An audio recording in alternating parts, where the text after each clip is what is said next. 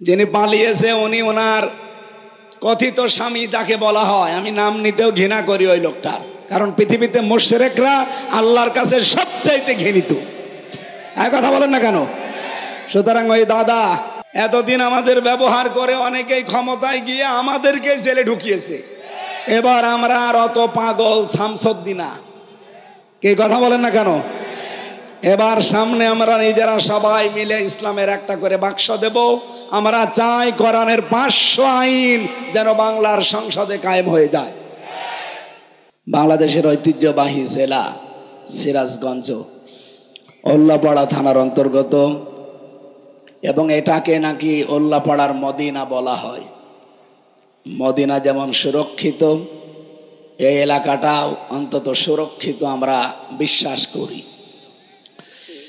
মনোহরা football মাঠ সংলগ্ন কেন্দ্রীয় জামে মসজিদের উন্নয়ন কল্পে 27তম বাৎসরিক, এটা 27 বছর, 56 বছর, 77 বছর এরকম চলতেই থাকবে। হয়তো আমরা এখানে আর থাকবো না, তো কিয়ামত পর্যন্ত এটা চলতে থাকবে।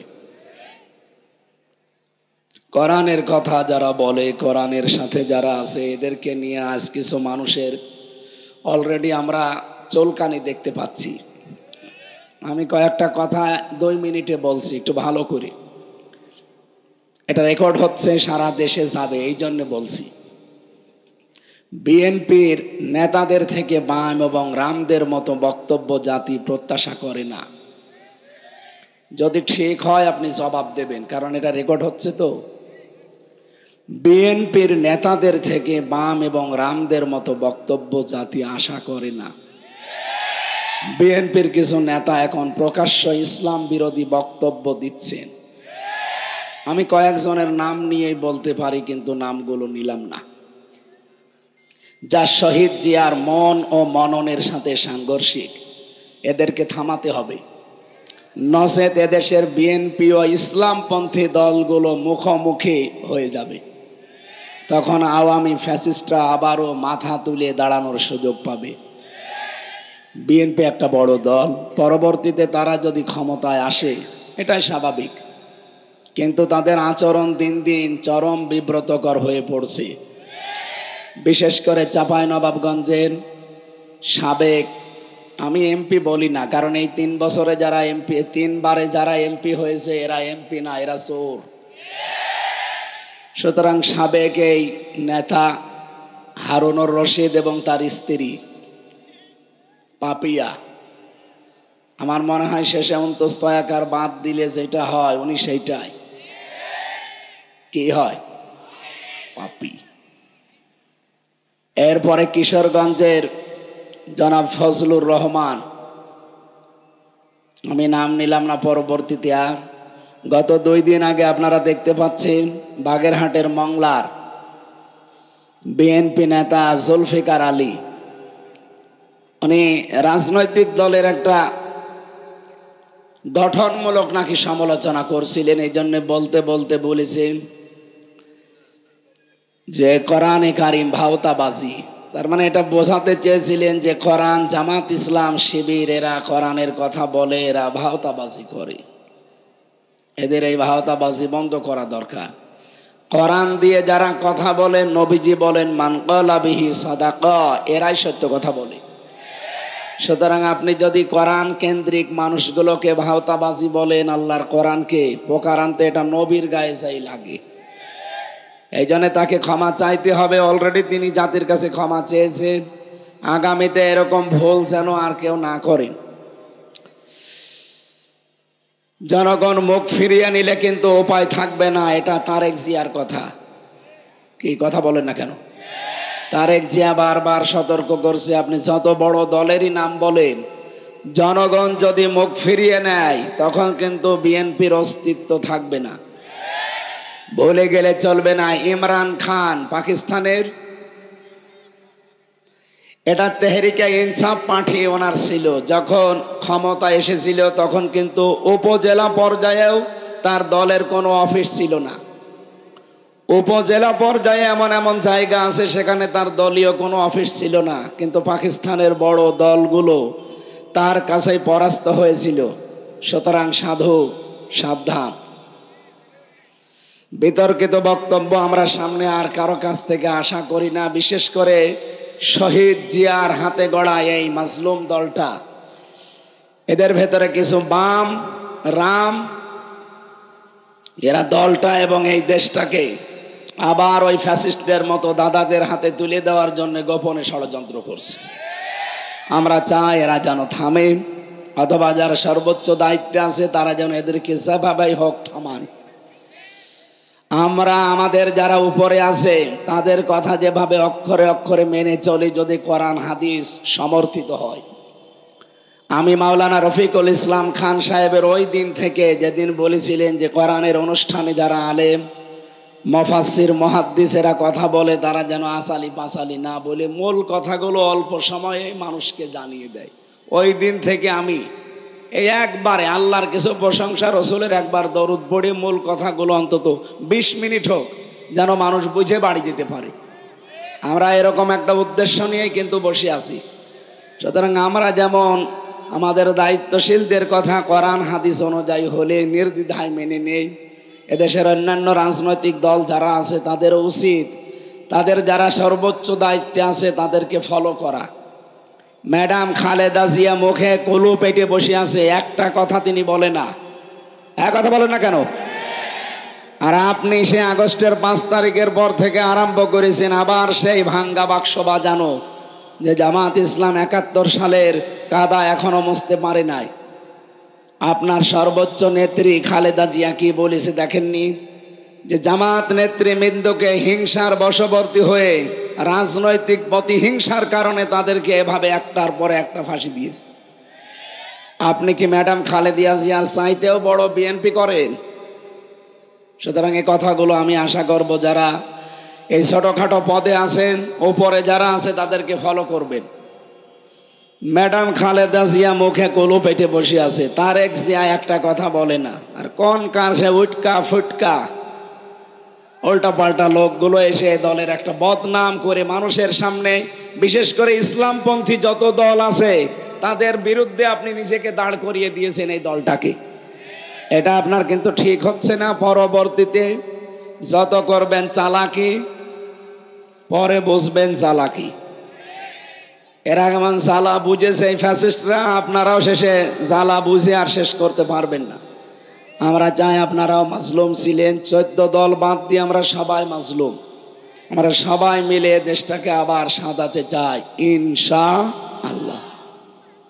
আল্লাহ যেন এটা সারা দুনিয়ায় ছড়িয়ে যারা এখনো উলট পালট চিন্তা নিয়ে আছেন তাদেরকে যেন বুঝ দান করেন, বলেন আমিন।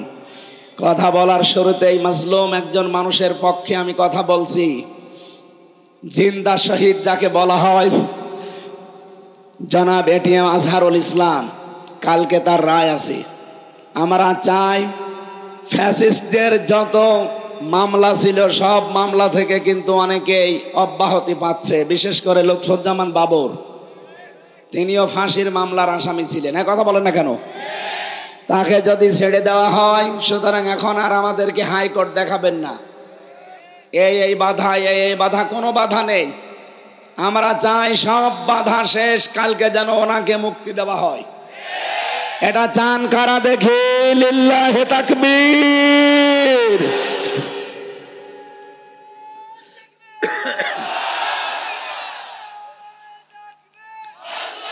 আলহামদুলিল্লাহ। আমরা জানি হুদায়বিয়ার সন্ধি হয়েছিল, বিশ্বনবী 1399 জন নিয়ে শপথ বাক্য পাঠ করিয়েছিলেন একজন নিরপরাধ মানুষের হত্যার বদলা নিতে, তিনি হযরত ওসমান ইবনে আফফান। ওরা যখন ঘোষণা দিয়েছে যে ওসমানকে মেরে ফেলা হয়েছে, নবীজি বললেন হজের এহরাম খুলে ফেলো, রোজা রেখেছো রোজা ভেঙে ফেলো, এই বাবলা গাছের নিচে আমার হাতের উপরে হাত দাও।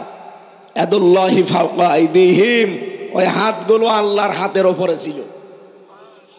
নবীজি 1399 জনকে বললেন আমার হাতের উপরে হাত লাগাও, এটা আল্লাহর হাতের উপরে হাত লাগানোর শামিল। আমি 2টা ফরজ বিধান এখন অলরেডি লঙ্ঘন করে ফেলেছি, একটা রোজা আর একটা হজ। কেন? একটা নিরপরাধ মানুষকে ওরা মেরে ফেলেছে, এই হত্যার প্রতিশোধ না নিয়ে আমরা কেউ মদিনায় ফেরত যাব না। নবীজি একা যেতে পারতেন, প্রতিশোধ নিতে না। 1399 জনকে তিনি বায়াত গ্রহণ করালেন, শপথ বাক্য পাঠ করালেন এবং নিজে সর্বশেষ নিজের এই বাম হাতটা উপরে তুলে দিলেন। সাহাবীরা বলে, হুজুর এইটা কি? নবীজি বলেন, এই মাত্র কোরআনের আয়াত নাজিল হয়েছে, লাকাদ রাদিয়াল্লাহু আনিল মুমিনিন ইয ইউবাইউনাকা তাহতা শাজারাতি। আল্লাহ অবশ্যই খুশি হয়ে গেছে, খুশি হবে না। রাদিয়া এটা মাজি, এটা পাস্ট, এটা অতীতের সিগা। আল্লাহ বলেন আমি রাজি হয়ে গেছি অলরেডি। কাদের ওপরে? এই মুমিনদের ওপরে, যারা আপনার হাতের ওপরে হাত দিয়ে এই গাছের নিচে শপথ বাক্য পাঠ করছে। আমি তাদেরকে 3টা বিষয় দিয়ে দেব। 1 নম্বরে ফাআলিমা মা ফি কুলুবিহিম। তারা যে শপথ নিচ্ছে এটা লোক দেখানো না, এটা মানুষ দেখানোর জন্য না, এটা মন থেকে। এজন্য আমি আল্লাহ ফানজালা সাকিনাতা আলাইহিম, তাদের উপরে আমার সাকিনা আমি আল্লাহ অবতীর্ণ করলাম। ওয়াসাবাহুম ফাতাহান করিবা, এবং তাদেরকে একটা সুপ্রসন্ন নিকটবর্তী বিজয়ের সুসংবাদ দিয়ে দিলাম। সুতরাং হযরত ওসমানের পক্ষে শপথ বাক্য পাঠ করিয়ে যদি নবীজি 1399 জনের উপরে আল্লাহ রাজি হয়ে গেছে ঘোষণা শুনতে পান, আগামীকাল যার রায় আছে তিনিও নিরপরাধ। তার অপরাধ একটাই, অমা নাকামু মিনহুম ইল্লা ইউমিনু বিল্লাহিল আজিজিল হামিদ। তার কোনো অপরাধ নেই, তিনি শুধু একামতে দিনের কর্মী, এটাই অপরাধ। তিনি যদি আজ বামপন্থী দল করতেন তিনি মন্ত্রী হতেন। এক কথা বলেন না কেন? আপনি যান রংপুরের বদরগঞ্জ, তারাগঞ্জে, তার কি জনপ্রিয়তা তার। সুতরাং তিনি বামপন্থী রাজনীতি করলে এখন কিন্তু মন্ত্রী থাকতেন দেশের। শুধু জামাত ইসলামী করার কারণে হিংসার বশবর্তী হয়ে রাগ করে তার জীবনটা আপনারা নষ্ট করে দিয়েছেন। এই জন্য আমরা চাই আগামীকাল নিরপরাধ এই মানুষের পক্ষে 18 কোটি মানুষ আমরা ওই 1399 জনের মতো দাঁড়াতে চাই। ওনাদের উপরে যদি আল্লাহ রাজি থাকে একটা নিরপরাধ মানুষের পক্ষে দাঁড়ানোর কারণে, এটিএম আজহারুল ইসলামের পক্ষে আগামীকাল সারা দেশে যে বিক্ষোভ, যে যেখান থেকে পারেন যদি নেমে যান, আল্লাহর কসম আল্লাহ রাজি হয়ে যাবে ইনশাআল্লাহ। আপনারা রাজি নেই নামতে কাল? এটা রেকর্ড হচ্ছে, সারা দেশে ছড়াচ্ছে। আমরা চাই কালকে সারা দেশ থেকে 18 কোটি মানুষ যেন জেলা থানা সব জায়গায় এটিএম আজহারুলের মুক্তি চায়। যারা যারা চান এখানে হাত তোলেন, লিল্লাহি তাকবীর। মুক্তি মুক্তি মুক্তি চাই।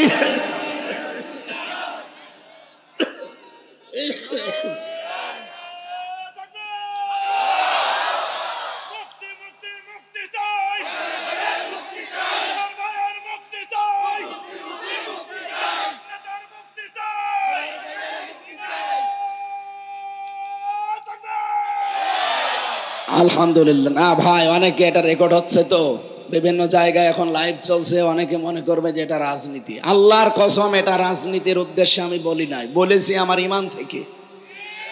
1500 বছর আগে হযরত ওসমান নিরপরাধ ছিলেন, তার পক্ষে দাঁড়িয়ে যদি 1399 জন যারা বায়াত নিচ্ছিল তাদের উপরে আল্লাহ রাজি হয়। আমরা নিজে দেখেছি জেলখানায় আমরা 2 জন, সে একটা নিরপরাধ মানুষ, মুরব্বী মানুষ, তার জীবনটা নষ্ট করে দিয়েছে হাসিনা। খালি রাগ করে হিংসার বশবর্তী হয়ে এই মহিলা বহু মানুষের জীবন নষ্ট করেছে, তার ভেতরে আজহার ভাইয়ের। আমরা চাই তার শেষ জীবনটা সে যেন পরিবারের কাছে কাটাতে পারে।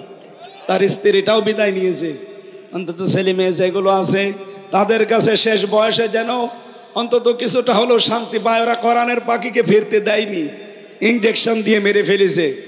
অন্তত এই লোকটা এখন আছে। সবাইকে যখন ছেড়ে দিচ্ছেন, মানবতার খাতিরে হলেও তারে দেন। লুৎফুজ্জামান বাবরকে ছেড়ে দিলেন কোন কারণে বলেন? সেও তো ফাঁসির আমার আসামি ছিল। আমি নিজে তার সাথে 4 দিন ছিলাম। সে বলতো না যে আমি জীবনে আর কোনোদিন ফিরে যাব, আমার শেষ। সে যদি তারপরও ফিরে এসে এখন উমরা হজে যেতে পারে, আমরাও চাই কাল আগামীকাল যেন এটিএম আজহারুল ইসলাম বেরিয়ে উনি আবার আল্লাহর ঘর তাওয়াফ করতে যেতে পারে। এটা আমরা দেখতে চাই না? আমি এই জায়গা থেকে কিন্তু বলেছি, কোনো উদ্দেশ্য নিয়ে না। আমি নবীর এই হাদিস 100% বিশ্বাস করি। সূরা ফাতহার 18 নম্বর আয়াতটা আমি 100% বিশ্বাস করি। আগামীকাল যারা রাজপথে এটি মাঝহারের জন্য, মুক্তির জন্য নামবেন, আমার মনে হয় আল্লাহ আপনাদের ওপরেও ওই মানুষগুলোর উপর যেমন রাজি হয়েছিলেন রাজি হয়ে যাবে। যে যেখান থেকে পারি আমরা এই নিরপরাধ মানুষের পক্ষে দাঁড়াবো ইনশাআল্লাহ। এখানে কোনো দল মত নেই, 18 কোটি মানুষ আমরা নামতে চাই। কথা বলেন, কথা বলুন। আল্লাহ যেন আরো সে কবুল করে, আমিন। সম্মানিত সভাপতি, আমার আরাফাতের ভাই আলহাজ মাওলানা আব্দুল মালিক, এখানে লেখা আছে আলহাজ আলহাজ্জ ইয়াহদিমু মা কানা ক্বাবলা। নবীজি বলেন যারা হজ করে তাদের পেছনের সব অপরাধ আল্লাহ মাফ করে দেয়। কিন্তু 3টা কথা তারা কাবা শরীফ ঘুরতে ঘুরতে বলে, এই কথাগুলো বাংলাদেশে এসে ঠিক রাখা লাগবে। তারা কাবা ঘর তাওয়াফ করতে বলে ইন্নাল হামদা, যত প্রশংসা এখন থেকে করব আল্লাহ তোমার জন্য। এই জন্য হামদের আগে আলিফ লাম আছে, এর আগে ইন্না আছে। যারা আরবি গ্রামার বসে, এখানে তো বহু আলেম আছে। আল্লাহ ইন্নাও যদি না দিতাম, আলিফ লামও না দিতাম, তাও অর্থ হয়ে যেত বাংলা। কেন আমি নির্ধারিত করে দিলাম? আল্লাহকে আমি শোনাচ্ছি, আল্লাহ আজকে থেকে যতদিন আমি বেঁচে আছি, আমি তো মরেই গিয়েছিলাম। কারণ যখন আমি সাদা কাপড় পরলাম, ওটা তো সাদা কাপড় না, ওটা কাফনের কাপড়। মানুষ মরে গেলে তাকে গোসল দিয়ে সাদা কাপড় পরানো হয়, আর আমি নিজেই মরে গেছি, নিজেই গোসল দিয়েছি, নিজেই কাপড় পরেছি। তার মানে এখন যে কয়দিন বেঁচে আছি, এটা আমার বোনাস হায়াত। কথা বলেন না কেন? এই বোনাস লাইফে যেই কয়দিনই আমি আছি, আমি তোমার ছাড়া আর কারো প্রশংসা করব না। 2 নম্বরে ওয়ান নিয়ামাতা লাকা, যত নিয়ামত আমাকে দিয়েছো আজকে থেকে সব তোমার জন্য ব্যয় হবে। ক্ষমতাও আল্লাহর নিয়ামত। বলেন বলেন, আমি যদি ক্ষমতায় যেতে পারি, এই নিয়ামতটা ব্যবহার করব কার জন্যে? আরো জোরে। আমার ব্যক্তিগত স্বার্থে, আমার পারিবারিক স্বার্থে, আমার দলীয় স্বার্থে, আমার গ্রামবাসীর স্বার্থে না। আমি দেখব এটাকে আল্লাহর স্বার্থ আছে কিনা। এই জন্য হযরতে ইউসুফ নবী কিন্তু দায়িত্ব চেয়ে নিয়েছিলেন। ক্বালা জাআলনি আলা খাযাইনিল আরদি ইন্নী হাফিজুন আলিম। হযরতে ইউসুফ বলেছিলেন, বাদশাহ আপনি আমাকে বাইতুল মালের যে দায়িত্ব, অর্থমন্ত্রীর, এইটা আমারে দিন, আমি সংরক্ষণ করতে পারবো এই দায়িত্বটা সুচারুরূপে। সুতরাং বাংলাদেশে ইউসুফ নবীর অনুসারী যারা, ইউসুফ নবীর উত্তরাধিকারী যারা, এই মানুষগুলো যদি এরকম মন্ত্রণালয়গুলো পায়, তারাও যে সংরক্ষণ করতে পারবে তার বাস্তব প্রমাণ এই পাশের জেলা পাবনার মাওলানা মতিউর রহমান নিজামী। এই ফরিদপুর জেলার জনাব আলী আহসান মোহাম্মদ মুজাহিদ রহমতুল্লাহ আলাইহি, তারা 2 জন মিলে 3টি মন্ত্রণালয় চালিয়ে টাকা বেঁচে গেছে, টাকা ফেরত দিয়েছে। এটা পৃথিবীর ইতিহাস তারা পাল্টিয়ে দিয়েছে। কথা বলেন না কেন? আর আমরা কি দেখলাম, ভূমি মন্ত্রীর দায়িত্ব পেয়েছিল চট্টগ্রামের একজন, ওই শয়তানের বাড়ি হচ্ছে 630টা। আর মাওলানা নিজামের বাড়ি এখনো পর্যন্ত মাটির বাড়ি, চারিদিকে টিনের, মাটির দেওয়াল, উপরে টিন দেওয়া, অথচ তিনি মন্ত্রী। কি ছিলেন? একটা মেম্বারের বাড়ি 3 তলা হয়ে যায়, আর মন্ত্রীর বাড়ি এখনো মাটির বাড়ি। এর চাইতে আল্লাহর ওলি আপনি কোথায় দেখতে যান? এগুলো জিন্দা থাকলে আল্লাহর জিন্দা ওলি ছিল, মরে গেছে এখন মরা ওলি। মানুষ আল্লাহর ওলি খুঁজতে যায় সিলেটে, আল্লাহর ওলি খুঁজতে যায় চট্টগ্রামে। কে বলেছে আপনাকে? অর্থনৈতিকভাবে আমার মনে হয়, আমার বিশ্বাস, এই মানুষগুলো ছিল 1 নম্বরে আল্লাহর ওলি। সুতরাং মাওলানা রফিকুল ইসলাম খান, এইরকম মানুষগুলো যদি দায়িত্ব চেয়েও নেয়, তারা দলীয়করণ, আত্মীয়করণ, গ্রামবাসীকরণ এগুলো করবে না, আমাদের বিশ্বাস।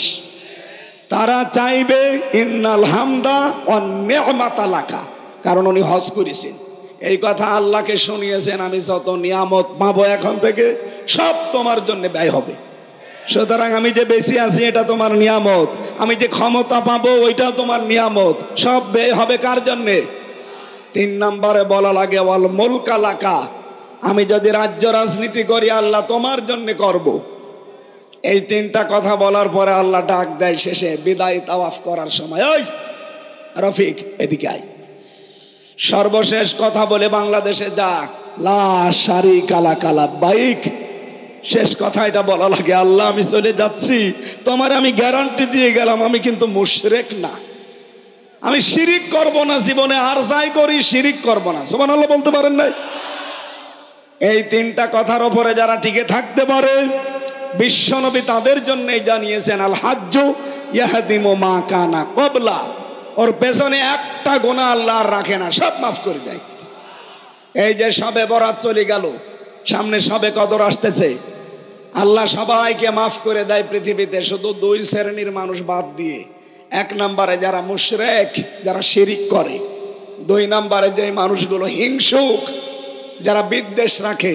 আর এই দুইটা গুণ বাংলাদেশে বেশি।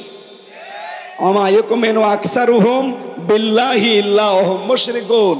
হে নবী, আপনি মুসলমান দেখতে পাচ্ছেন, ঈমানদার দেখতে পান, হ্যাঁ এরা ঈমানদার, কিন্তু অধিকাংশগুলো মুশরিক। এরা ঈমানের দাবি করে ঠিক আছে, কিন্তু এরা কি মুশরিক কারে বলে? এই শবে কদরে যারা মাপ পাননি, শবে বরাতে যারা মাপ পাননি, পাবেনও না সামনে শবে কদরে। কারা তারা? আল্লাহ যেটা পারে ওইটা অন্য কেউ পারে, এই বিশ্বাস যারা করেন তাদের কোনো মাপ নেই। এই কথা বলেন না কেন? সন্তান দিতে পারে কে? আর কেউ পারে?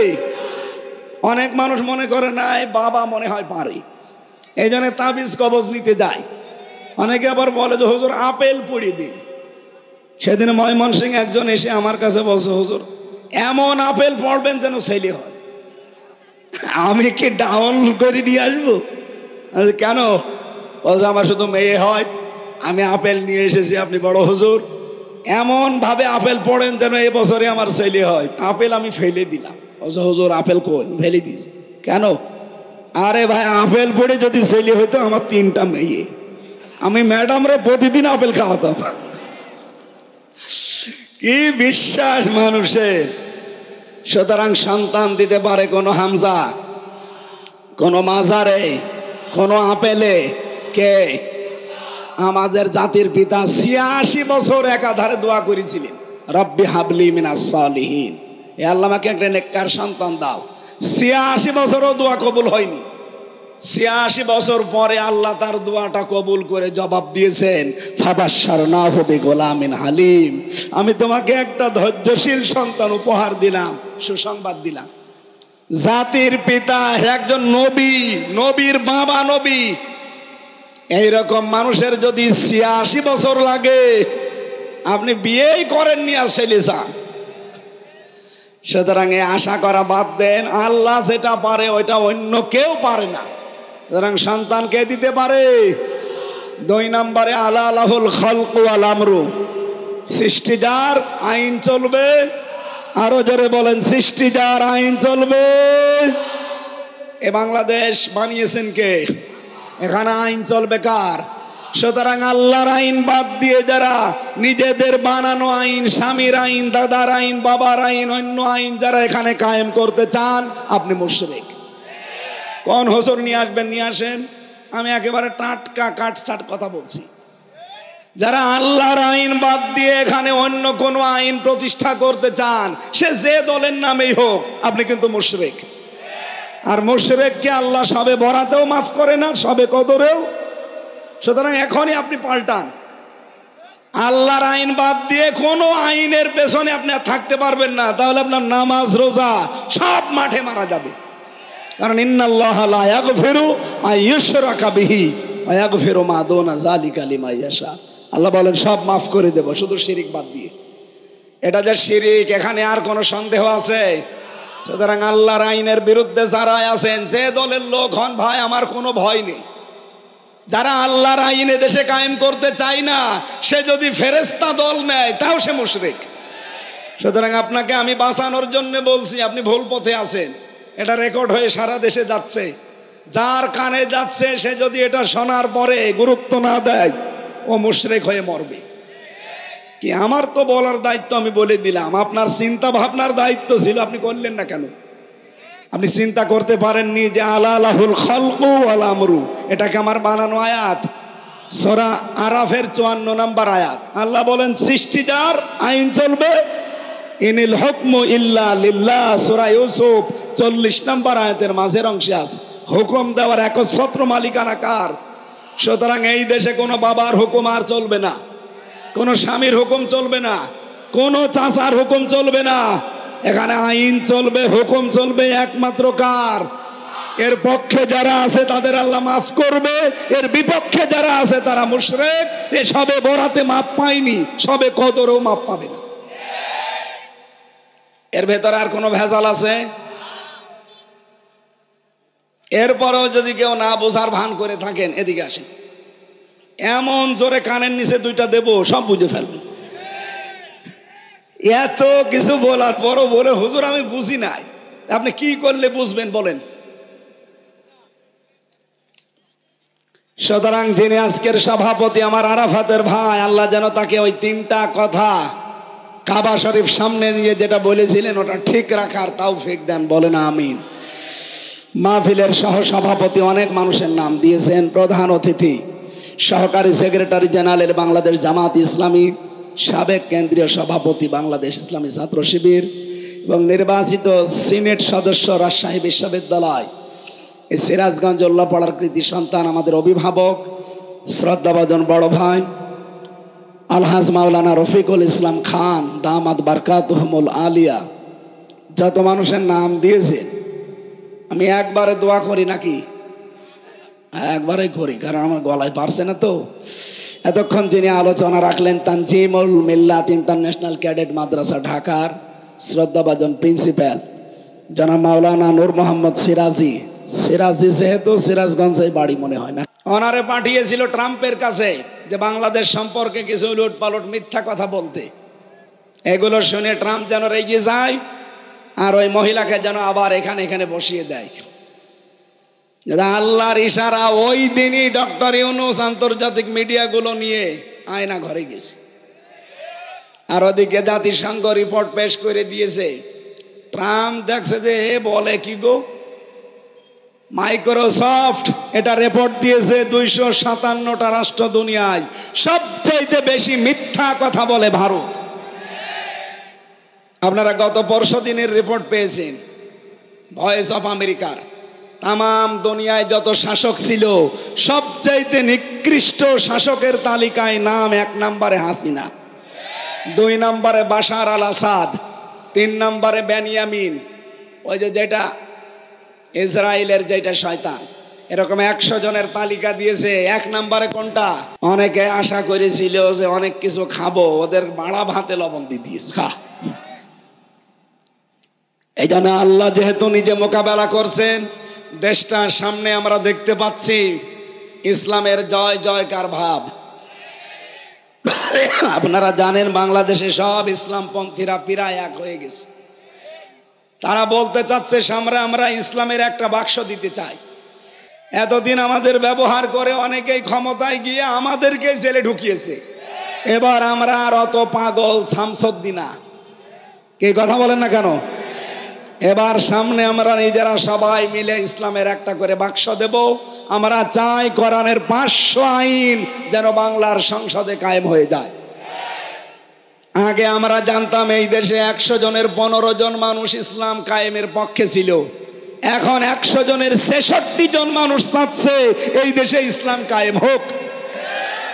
আপনি আর কিছুদিন যেতে দেন, মাত্র 6 মাস 11 দিন চলছে, আর 6 মাস যেতে দেন, এদেশে 100 জনের 100 জন মানুষ বলবে আমরা ইসলাম এদেশে কায়েম চাই। এইটা আমরা সামনে এই চর্ম চোখে দেখতে চাই না। আল্লাহ যেন তৌফিক দেন দেখার, বলেন আমিন। দল মত নির্বিশেষে আমরা যেহেতু এসেছি কোরআন শুনতে, ওই কোরআন থেকে সূরা ফাতিরের 5 নম্বর আয়াত পড়েছি। আমার আজকের আলোচনার বিষয় শয়তানের বন্ধু কারা। শয়তানও কিন্তু বন্ধু বানায়। এ পৃথিবীতে 10 প্রকার নবীর উম্মতের ভেতরে অন্য জাতিবাদ, এদিকে তাকান, ইহুদি খ্রিস্টান মুশরিক মাজুসি বৌদ্ধ যারা আছে সব বাদ, শুধু নবীর উম্মত আমরা দাবি করি যারা, তাদের ভেতরে 10 প্রকার মানুষকে শয়তান বন্ধু হিসাবে গ্রহণ করে। কয় প্রকার? আরো জোরে। এখন আপনি মিলাবেন যে আপনি এই 10 প্রকারের কোন প্রকারে আছেন কিনা। যদি থাকেন আজকে তওবা করে বাড়ি যাওয়া লাগবে, নাকি শেষ করে দেব? দরুদ আর সালাম নবীজির ওপরে পাঠ করার মাধ্যমে আমরা আরম্ভ করছি সূরা ফাতির। কোন সূরা? ৪৫টা আয়াত আছে, মাত্র একটা আয়াত পড়েছি, ৫ নাম্বার আয়াত। জবান খুলে আগে শয়তানের ওয়াসওয়াসা থেকে আশ্রয় চেয়ে বলেন আউযু বিল্লাহ।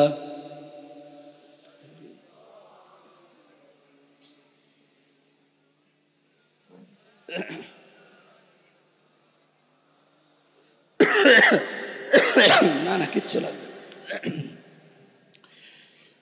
ইয়া আইয়ুহান নাসু ইন্না ওয়া'দাল্লাহি হক।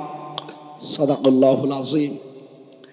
আল্লাহ রাব্বুল আলামিন ডাক দিয়েছেন শুধুমাত্র এই পৃথিবীর মুসলমানদেরকে না, যাদের আল্লাহ বানিয়েছেন তাদেরকেই। ইয়া আইয়ুহান নাস, হে মানব মণ্ডলী, ইন্না ওয়া'দাল্লাহি হক, অবশ্যই আল্লাহর ওয়াদা সত্য। আল্লাহর ওয়াদা সত্য না মিথ্যা? আল্লাহ রাব্বুল আলামিন যদিও আয়াতে রুকুতে আমরা পড়েছি তাফসিরে ইবনে কাসিরে, তিনি এখানে কিয়ামতের একটা দৃশ্য আমাদের সামনে তুলে ধরেছেন যে কিয়ামতের যে ব্যাপার, এটা কিন্তু হাস্যকর না, এটা খেলাচোরা না, এটা পাগলামির বিষয় না। কিয়ামত সত্য, হক। ফালা তাগুররান্নাকুমুল হায়াতুদ দুনিয়া, সুতরাং দুনিয়ার জীবন যেন তোমাদেরকে ধোঁকায় ফেলে না রাখে। ওয়ালা ইয়াগুররান্নাকুম বিল্লাহিল গরুর, আর ওই মহাপ্রবঞ্চক শয়তান তোমাদেরকে যেন আল্লাহ সম্পর্কে ধোঁকায় ফেলে না রাখে। এটা ছিল বাংলা অর্থ। এবার আসেন তো, আল্লাহ ডাক দিয়েছেন তামাম দুনিয়ার মানুষকে, যেটা বোঝাতে সেটা একটা ওয়াদা। সেটা কি? এই কোরআনে আল্লাহর 500 ওয়াদা আছে। রব্বুল আলামিন বলেন আমার এই ওয়াদাগুলো যদি মানুষ পালন করতে পারে, পূরণ করতে পারে, জেল থেকে বেরিয়ে ভাই আমি এখনো স্বাভাবিক না, মানে শরীরও দেবী আছে, কণ্ঠও দেবী আছে। জালেমরা তো বহু টর্চার করেছে, এই কারণে আমার শরীর স্বাভাবিক হচ্ছে না। আল্লাহ যেহেতু তামাম দুনিয়ার মানুষদের কাছে ওয়াদা দিয়েছেন, পুরা কোরআনে কয়টা বললাম? আল্লাহর এই 500 ওয়াদার ভেতরে কোনো সন্দেহ আছে? আল্লাহ পাক 1 নম্বরে ওয়াদা দিয়েছেন, এই জমিনে যারা আছে এই মানুষগুলোর জন্য প্রথম ওয়াদা হচ্ছে ওয়াদাল্লাহুল্লাযীনা আমানু মিনকুম ওয়া আমিলুস সালিহাত লা ইস্তাখলিফান্নাহুম ফিল আরদ কামা ইস্তাখলাফাল্লাযীনা মিন ক্বাবলিহিম। সূরা নূরের ভেতরে আছে, রব্বুল আলামিন জানিয়েছেন আমি তোমাদের সাথে ওয়াদা করলাম, তোমাদের ভেতরে যারা ঈমান আনবে আর ঈমানের দাবি অনুযায়ী যারা ভালো ভালো কাজের আঞ্জাম দেবে, আমি আল্লাহর প্রথম ওয়াদা লা ইস্তাখলিফান্নাহুম ফিল আরদ, লামে তাকিদ নুনে সাকিলা। আল্লাহ বলেন আমি গ্যারান্টি দিয়ে বললাম এই জমিনের শাসন ক্ষমতা আমি তাদেরকে দেব।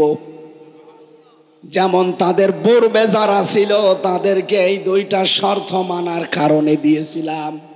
হযরত ওমরকে যেমন দিয়েছিলেন, আবু বকরকে দিয়েছিলেন, হযরত ওসমানকে দিয়েছিলেন, হযরত আলী রিদওয়ানুল্লাহি তাআলা আলাইহিম আজমাইন তাদেরকে দিয়েছিলেন। ওই আল্লাহ ঠিক ওই রকমই এখনো আছে। কথা বলেন না কেন? উনি এখনো ওই রকমই আছেন, একটু হালকা দুর্বল হয়ে গেছে। উনি ওই রকম নেই, নাকি রওশন এরশাদের মতো একটু দুর্বল? এমন গৃহপালিত বিরোধী দল ছিল, আমার মনে হয় এই রওশন এরশাদকে ঠেলা দিলেই পরিচিত। আমি যেটা এখান থেকে আপনাদের বোঝাতে চাই, আমাদের পূর্বপুরুষ যারা তাদেরকে যদি আল্লাহ এই দুইটা শর্ত মানার কারণে জমিনে শাসন ক্ষমতা দেয়, মাস্ট বি আমাদেরকে এই দুইটা ওয়াদা যদি আমরা পূরণ করতে পারি, শর্ত যদি মেনে নিতে পারি, আল্লাহর প্রথম ওয়াদা আল্লাহ পূরণ করবে। ইন্না ওয়াদাল্লাহি হক, আমি আল্লাহর ওয়াদা কি সত্য। সুতরাং এই ওয়াদার সামনে আমরা দেখতে চাই, কিন্তু আমাদের আবার দুইটা গুণ লাগবে না? বলেন বলেন। ওয়ালা তাহিনু ওয়ালা তাহজানু ওয়া আনতুমুল আ'লাউনা ইন কুনতুম মুমিনিন। সূরা আলে ইমরানে আল্লাহ জানিয়েছেন কোনো চিন্তা নেই, কোনো ভয় নেই, তোমরাই বিজয়ী হবে সামনে যদি মুমিন হতে পারো। ও সিরাজগঞ্জবাসী, এই পৃথিবীর ময়দানে ভয় নেই, চিন্তা নেই, বিজয় হওয়ার দায়িত্ব আল্লাহ বলেন তোমরা বিজয়ী হবে যদি মুমিন হতে পারো। বিজয় দেওয়ার মালিক কে? আরো বলেন, মুমিন হওয়ার মালিক কে? অবশ্যই আল্লাহ। আল্লাহ মুমিন হবে? আল্লাহ তো মুমিন আছে। আল্লাহর নাম কি? মুমিন। আল্লাহর নাম কি? আর আমরা কি? আব্দুল মুমিন। আমরা কি? সুতরাং বিজয়ী হব আমরা, মাস্ট বি। শর্ত আল্লাহ দিয়েছেন ইন কুনতুম মুমিনিন।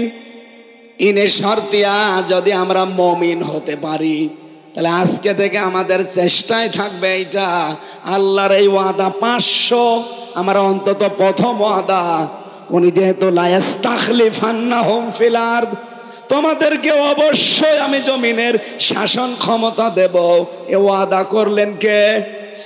আরো জোরে বলেন কে? এ ওয়াদা আমরা সামনে দেখতে চাই না? শর্ত কয়টা? একটা। বলেন কয়টা? ঈমান আনতে হবে। মুমিন যদি আমরা হতে পারি, আমরা হব আব্দুল মুমিন। আসল মুমিন কে? উনি বিজয় দেওয়ার মালিক। এই জন্য যারা বলছেন বিজয় দেওয়ার মালিকও আল্লাহ, মুমিন হওয়ার মালিকও আল্লাহ, না, আল্লাহর মুমিন হওয়ার দরকার নেই। মুমিন হওয়া দরকার কাদের? আমাদের। সুতরাং আমরা এমন মুমিন হতে চাই যেমন হযরত ওমর হয়েছিলেন। কথা বলেন ঠিক কিনা? তাহলে আল্লাহর ওয়াদা আল্লাহ দেখাবেন। রব্বুল আলামিন বলেন ইন্নাকা লা তুখলিফুল মিয়াদ রাব্বানা লা তুযিগ কুলুবানা বা'দা ইয হাদাইতানা ওয়া হাব লানা মিন লাদুনকা রাহমা ইন্নাকা আনতাল ওয়াহ্হাব রাব্বানা ওয়া আতিনা মা ওয়া'আদতানা আলা রুসুলিকা ওয়া লা তুখজিনা ইয়াওমাল কিয়ামাহ ইন্নাকা লা তুখলিফুল মিয়াদ। এই আয়াতগুলো আমি শুধু তেলাওয়াত করলাম, এর ব্যাখ্যাটা বলছি না। আল্লাহ এখানে একটা ওয়াদা দিয়েছেন, সেটা কিয়ামতের ওয়াদা। কিসের ওয়াদা? আল্লাহ বলেন অবশ্যই কিয়ামত হবে, তোমাদের সবাইকে ওই দিন আমি আল্লাহর দরবারে আসা লাগবে, হাজির হওয়া লাগবে। সুতরাং ওই দিন আসার আগে যেই কয়দিন দুনিয়ায় আসো, দুনিয়ার এই জমিনটা, এই জীবনটা তোমাদেরকে যেন ধোকায় ফেলে না রাখে। সিরাজগঞ্জবাসী, শয়তান আমাদের সামনে বিভিন্ন জাঁকজমকপূর্ণ বিভিন্ন জিনিস সামনে তুলে ধরে আমাদের আখিরাত, আমাদের কিয়ামতে যে জবাব দেওয়া লাগবে, এ বিশাল জীবন সম্পর্কে একটা ধোকায় ফেলে রাখতে চাই। কথা বলেন না কেন? এ ধোকায় আমরা পড়তে চাই। আরো জোরে বলেন চাই। ওয়ালা ইয়াগুররান্নাকুম বিল্লাহিল গরুর।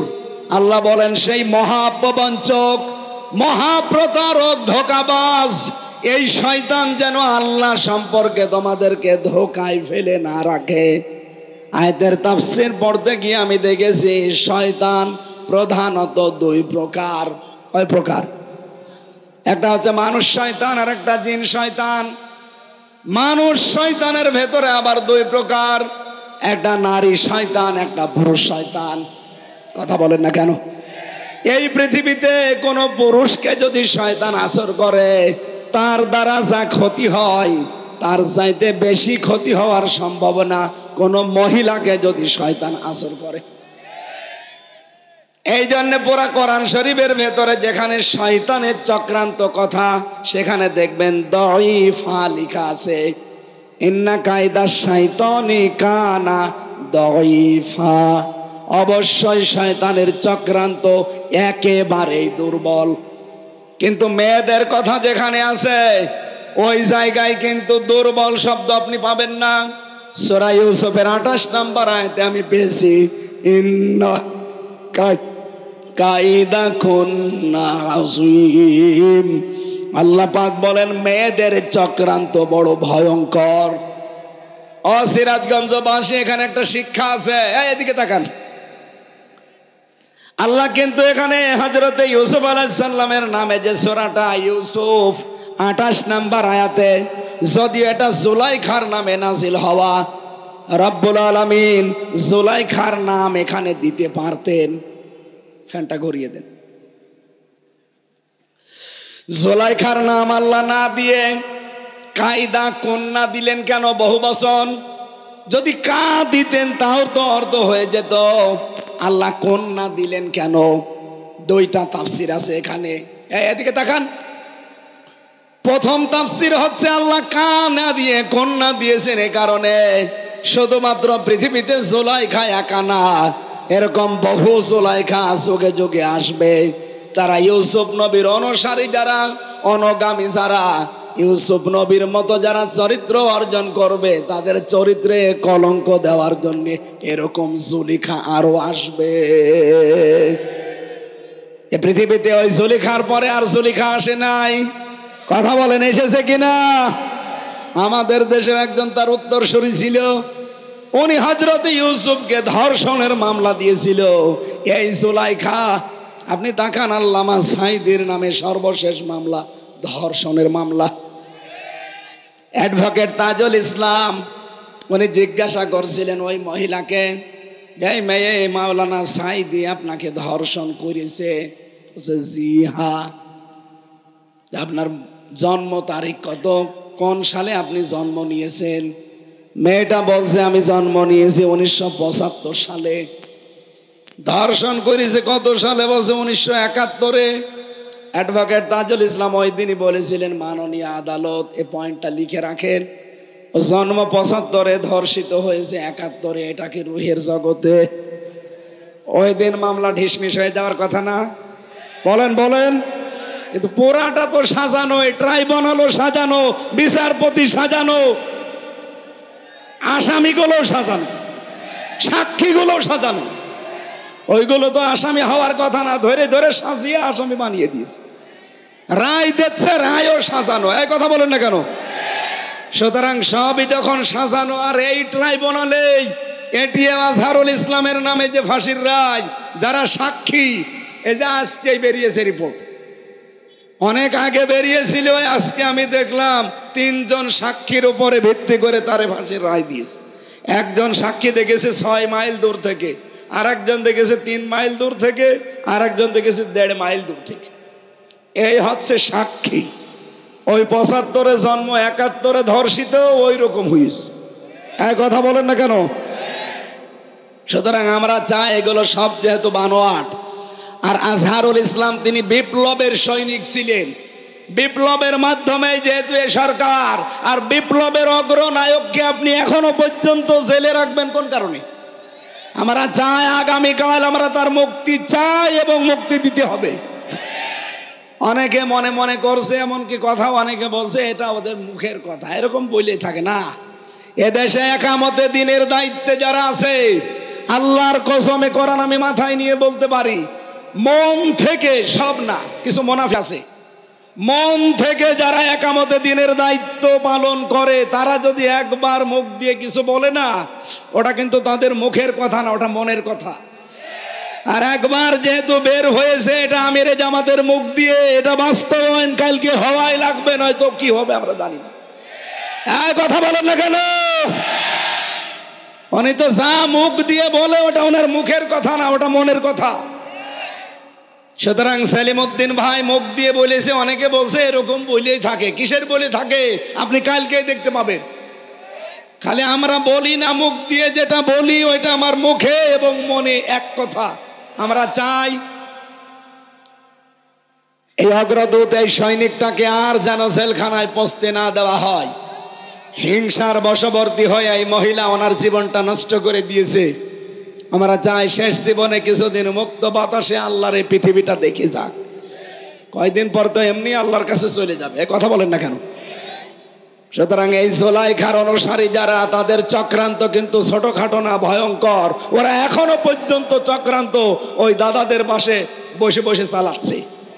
যদিও একটা চক্রান্ত এখনো হালে পানি নেয়নি, আর সামনে কোনো চক্রান্ত এদেশে বাস্তবায়ন হবেও না ইনশাআল্লাহ। যা বললাম দেখেন, দুইটা বললাম, উনি সাক্ষী দিয়েছে, ধর্ষিতা হয়েছে।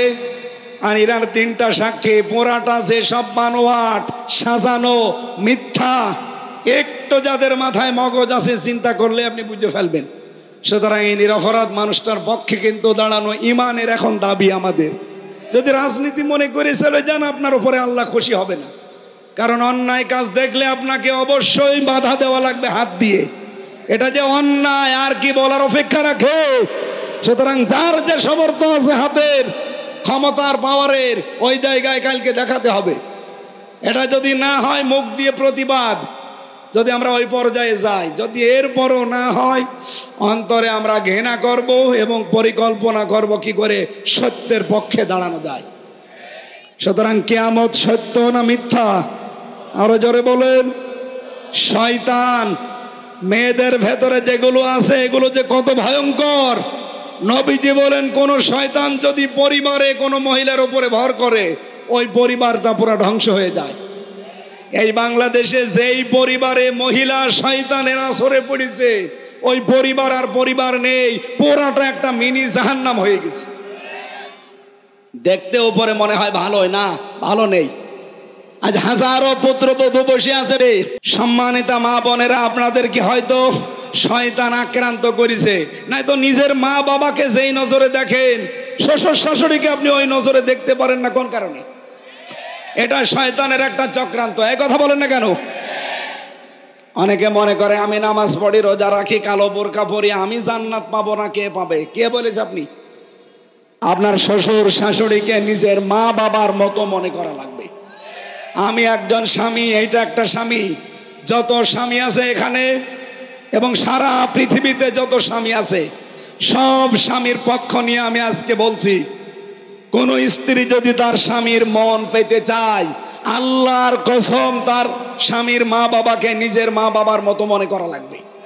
নয়তো জীবনও স্বামীর মন আপনি পাবেন না। হ্যাঁ, উপরে উপরে আপনাকে ভালোবাসতে পারে, কিন্তু ভেতরে ভেতরে সে মানসিক রোগী হয়ে যাবে। এরকম মানসিক রোগী সিরাজগঞ্জে নেই? কার কার বউ এরকম মন ছোট? হাত তোলেন তো। এভাবে হাত তোলা ঠিক না, এটা রেকর্ড হচ্ছে। সম্মানিত মা বোনেরা, বহু স্বামী কিন্তু হাত তুলে ফেলেছে। আশা করছে আপনি আচরণ সামনে আর করবেন না। আপনার শ্বশুর শাশুড়ি হবে আপনার কাছে আপনার মা বাবার মতো। আমি কয়েকদিন আগে নীলফামারী গিয়েছিলাম, যে দেখে একটা বৃদ্ধাশ্রম। এই কোলে 25 জন মা, এই কোলে 25 জন বাবা বসে আছে। চোখ দিয়ে টলমল করে পানি পড়ছে। আমি দুইজনের সাথে কথা বললাম। একজন বলছে আমার ছেলে ডিসি, আর একজন বলছে আমার ছেলে আমেরিকায় থাকে। আপনারা বলছে 3 বছর আমরা পড়ে আছি, ছেলে মাঝে মাঝে টাকা পাঠায়, আমার বউ মা শুধু ঘ্যানর ঘ্যানর করে আর বলেছে ওই বুড়ি যদি বাড়ি থাকে তোমার ভাত আমি খাবো না।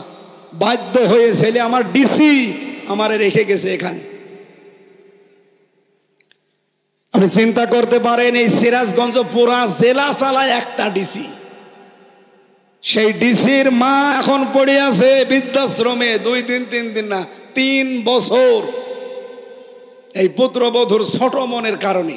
বাড়িতে থাকলে কি হইতো?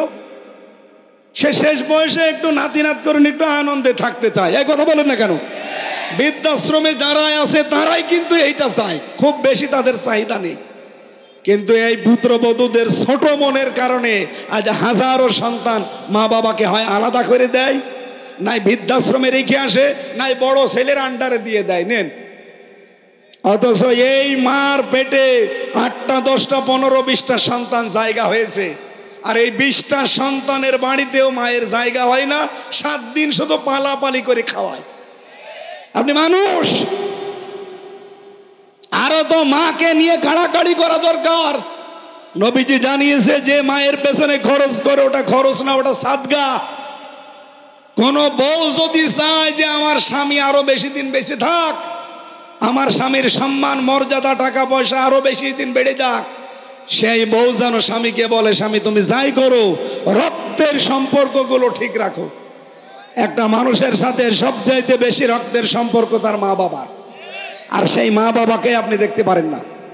সম্মানিত পুত্রবধূ যারা আছেন, সম্মানিতা মা এবং বোনেরা, হয়তো মন খারাপ হচ্ছে যে হুজুর যেন জীবনার এলাকায় না আসে, আমার আর আসার দরকার নেই, কিন্তু আপনি নিজেকে সংশোধন করেন।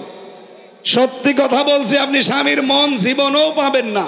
হ্যাঁ, ওপরে ওপরে সংসার করার জন্যে ছেলে মেয়ে হয়ে গেছে, এখন মন থেকে কি করা যাবে একটু মেনে নেয়, কিন্তু মা বাবাকে যে কষ্ট আপনি দিচ্ছেন, অনেক মা বাবা এরকম আছে, এটা মা বাবা না, এটা ডাইনি। নিজের মেয়ে দোষ করলে মাফ করে দেয়, কাজ না জানলে কাজ শিখিয়ে দেয়, আর অন্যের একটা মেয়ে এসেছে কিছু হলে আগে ছেলের কানে কানে তুলে দেয়। এইরকম ডাইনি মা দেশে নেই? এই মহিলা প্যান্ডেল এরকম ডাইনি মহিলা কারা আছেন? হাত তোলেন তো। তুলেছে, হাত তুলেছে না? শাশুড়ি যারা বসে আছেন, শুধু নামাজ পড়ে রোজা রেখে কালো বোরকা পরে জান্নাত যেতে পারবেন না। মাস্ট বি আপনাকে ওই মেয়েটাকে নিজের মেয়ের মতো মনে করা লাগবে। আমরা তো চাই পরিবারটা একটা মিনি জান্নাত হয়ে যাক, এই কথা বলেন না কেন? কিন্তু শয়তান যেহেতু মেয়েদেরকে আসর করে, আর শয়তান কোনো মহিলাকে যদি একবার ধরে, ও কি জিন শয়তান থাকে না ভয়ঙ্কর শয়তান হয়ে যায়? পরিবারটা নষ্ট হয়, সমাজ নষ্ট হয়, আর রাষ্ট্রের প্রধান ছিল, রাষ্ট্রটাও নষ্ট করে ফেলেছে। এই জন্য নবীজি জানিয়েছেন, ওই জাতি কখনো সফল হতে পারে না সেই জাতির নেতৃত্বে কোনো মহিলা আছে। আজ 54 বছর আমরা আজ সফল হতে পারি না, আমার মনে হয় এই কারণে, কারণ নবীর কথা মিথ্যা হবে না। এই জন্য আগামী থেকে ক্ষমতার চেয়ারে কোনো মহিলা বসতে পারবে না। হ্যাঁ, এটা আপনারা চান না? এটা রেকর্ড হয়, কারা কারা চান দেখি, লিল্লাহে তাকবীর।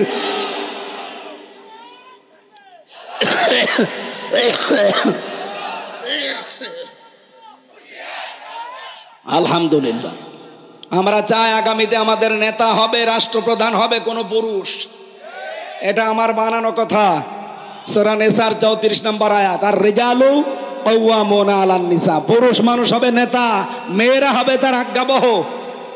আর এখন বউগুলো রাজমিস্ত্রি, আর আমরা যোগাইলি না, এটা আর সামনে আমরা হতে দিতে চাই না। শয়তানের চক্রান্ত কিন্তু মারাত্মক। শয়তান নবীর উম্মতের ভেতরে কয় প্রকার মানুষকে বন্ধু মনে করে? 10 প্রকার। বলেন বলেন। 1 নম্বরে জালেম শাসক, যেটা এর আগে ছিল, ওটা সরাসরি তো শয়তান। শয়তান আর বন্ধু বানাবে কি? শয়তান বলতো তুমি যখন আসো আমি অন্য দেশে গেলাম। 2 নম্বরে ওই আলেম যারা জালেমের তোষামদি করে, আর এইটাও 15.5 বছরে বেশি ছিল। 3 নম্বরে ওই সমস্ত ধনী মানুষ যারা টাকা পয়সা কামাইয়ের ক্ষেত্রে কোনো বাছ বিচার করে না, বাবা শাহজালাল সব হালাল, এরকম ছিল না 15 বছরে। 4 নম্বরে যে মানুষগুলো খাদ্যে ভেজাল দেয়, এই যে খাদ্যে ফরমালিন যারা দেয়, বিষ দেয়, ভেজাল দেয়, এরা পোকার আনতে মানুষকে হত্যা করার শামিল। আমার মনে হয় সামনে এরকম মানুষ ধরা পড়ে গেলে এদের আর বাঁচিয়ে রাখা ঠিক না, কারণ এরা তো মানুষ না, এরা কি শয়তানের বন্ধু? বলেন বলেন, শয়তানের। সুতরাং খাদ্যে ভেজাল দেওয়া, খাদ্যে ফরমালিন দেওয়া, ঔষধ দেওয়া, এটা বন্ধ করা লাগবে। যদি কোনোটা ধরা পড়ে ওই রকম খাদ্য নিয়ে, ওই রকম ফল, ওর মেয়েকে ওর বউকে খাওয়াবেন, দেখ কেমন লাগে। এইটা খেয়ে আমার বউ আমার মেয়ে হার্ট অ্যাটাক করে কলিজা নষ্ট হয়ে ভেতরে সব অসুস্থ হয়ে মরে যাবে, আর তুমি ওই টাকা নিয়ে আরামে খাবে না। ওইটা ধরা পড়লে ওরে দিয়ে খাওয়ানো লাগবে। এই জন্য খাদ্যে ভেজাল যারা দিচ্ছেন, ঔষধ মিশাচ্ছেন যারা, তারা কিন্তু আর মানুষ এখন আর নেই। আপনি শয়তানের অলরেডি বন্ধ হয়ে গেছেন। আমরা তাফসীর থেকে যেহেতু তুলেছি, মন মতো তো বলতে পারবো না, তাফসীর থেকে শোনাচ্ছি। 10 প্রকার মানুষের নাম বললাম না? প্রথম নম্বরে কি? জালিম শাসক। বলেন জালিম। 2 নম্বরে কৃপণ ধনী, যারা মাল উপার্জন করে কিন্তু কোনো বাজ বিচার নেই। 3 নম্বরে ওই আলিম, যারা জালেমের সাফাই গায়। 4 নম্বরে বলেছিলাম যারা খাদ্যে ভেজাল দেয়, ঔষধ দেয়, কীটনাশক মিশায়। এরপরে 5 নম্বরে যারা আমানতের খেয়ানত করে। সামনে কিন্তু আসতেছে, বহু আমানতের দোহাই দেবে, আর দায়িত্ব পেয়ে গেলেই খেয়ানত করবে। 6 নম্বরে পেয়েছি অহংকারী লোক। 7 নম্বরে পেয়েছিলাম যারা পণ্য ক্রাইসিস তৈরি করে। 8 নম্বরে যারা জেনাকারী। এই পৃথিবীতে একটা দেশ, আমি নাম নিলাম না, ওরা পণ্য ওয়েবসাইট তৈরি করেছে, নারী পুরুষকে উলঙ্গ করে এই যুগল দৃশ্যগুলো তামাম দুনিয়ায় দেখিয়ে পণ্য প্রোডাক্ট বানিয়েছে, এটা ইন্ডাস্ট্রি বানিয়েছে। এই মানব জাতির জন্য এই অপরাধটা দুনিয়া যে কত বড় মারাত্মক, পৃথিবী এখন ধ্বংস হয়ে যাচ্ছে এই অপরাধটার কারণে। সুতরাং জেনাকারী যারা, এরা মানুষ আর নেই, এরা শয়তানের বন্ধু হয়ে গেছে। 8 নম্বরে যারা সুদখোর। 9 নম্বরে যারা বখিল, দান করতে চায় না। 10 নম্বরে যারা মাদক দ্রব্য সেবন করে আর আমদানি করে। বাংলাদেশ থেকে লোহা, তামা, সোনা এগুলো পাচার হয়, আর দাদাদের দেশ থেকে আসে ডাল, বাবা, গাঁজা। এগুলো আর সামনে আসতে দেওয়া হবে না ইনশাআল্লাহ। এই বাংলাদেশটা একটা নিয়ামত, এটা ইকোনমিক অর্থনৈতিক একটা অঞ্চল। আমাদের সামনে যে বিশাল সমুদ্র পড়ে আছে, এই সমুদ্রগুলো, এই 7 সিস্টার, বিশেষ করে এই যে পাশে 2টা রাষ্ট্র নেপাল আর ভুটান, এদের দেশে কিন্তু সাগর নেই, পাহাড় আছে। ওরা ব্যবসা বাণিজ্য করতে হলে এই সাগর ব্যবহার করা লাগবে, বিশেষ করে 7 সিস্টারের। আমরা চাই সবাই মিলে ব্যবসা করে এই সাগর থেকে সবাই লাভবান হব। এই দেশটা আল্লাহ এমনভাবে আমাদের আয়ত্তে দিয়েছেন, এমন একটা নিয়ামত হিসাবে দিয়েছেন, যদি আমরা সঠিকভাবে সামনে ব্যবহার করতে পারি, 18 কোটি মানুষ 18 কোটি জনসম্পদে পরিণত হয়ে এই দেশ থেকেও চীন দেশের মতো আস্তে আস্তে আমরা উন্নত হতে পারব। আল্লাহ সেই তৌফিক সামনে আমাদের দেখার সুযোগ করে দেন, বলেন আমিন।